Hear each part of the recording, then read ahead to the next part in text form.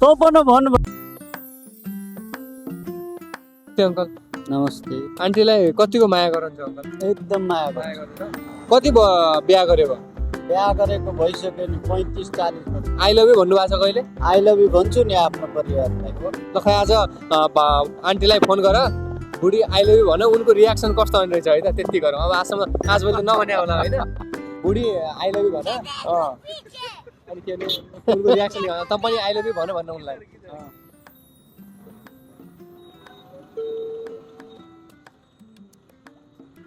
उठाएन 1 hour later. कहाँ छ ए त्यसै यहाँ सुन त आई लभ यु ल तँ पनि भन्न त पनि ल